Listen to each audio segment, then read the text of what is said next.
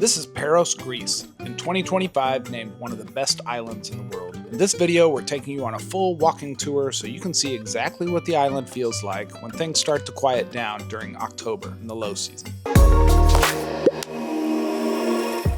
Paros is part of the Cyclades Islands and is renowned for its whitewashed buildings, crystal clear waters, and island vibes. The main areas are pretty walkable. Paros is often compared to places like Mykonos or Santorini, but generally has fewer crowds and a more laid-back feel. And recently, it gained even more attention after being ranked one of the best islands to visit in the world. What makes Paros stand out is the balance. It offers incredible beaches, delicious culinary experiences, a lively nightlife, and yet laid-back, quiet areas. Naoussa, in particular, is one of the most popular spots on the island, known for its harbor, restaurants, and the pumping atmosphere during peak season. It's the kind of place that can feel both vibrant and peaceful, depending on when you visit. So what are the Greek islands like in the off-season? In this video, we're walking through some of the main areas so you can get a very real sense of what it's like to explore Paros on foot, from the small alleyways to the waterfront views to see what's actually going on in the off-season. We arrived in October, right when Paros transitions into the low season.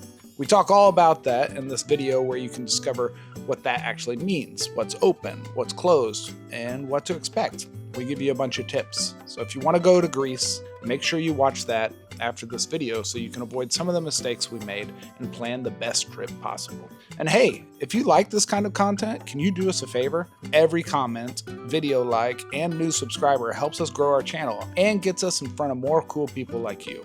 So please leave a comment below, hit like, and then subscribe to follow along on our adventures. The best time to visit the Greek islands really depends on what you're looking for. From May to early October, everything is open, and the island is full of energy. It can feel electric. Late October and beyond is incredibly quiet, serene and calm, but even can feel a bit surreal and eerie. A few quick tips if you're planning a trip. Most places accept credit cards, but it's still good to carry some cash for smaller local spots. If you want to explore more of the island, renting a car is still one of the best options. And when it comes to food, summer and peak season often requires reservations, while the off-season means only a handful of choices, and you can just rock up for an easy table for two. For us, we went because we wanted to experience Greece together, but we also needed to work a bit. We both work remotely while we slow travel, so what really stood out about Paros is how easy it was to slow down a bit. You can wander through the streets, get some photos, sit by the water lapping at the shoreline, walk the empty beaches in the morning, enjoy a cup of coffee while journaling, and just take in the atmosphere. Whether it's busy or quiet, it's the kind of place that feels simple, scenic, and easy to enjoy. We recommend putting it on your list, but maybe arriving a bit earlier than October. Now walk with us as we let the scenery speak for itself so you can experience Paros exactly as it feels in the off-season.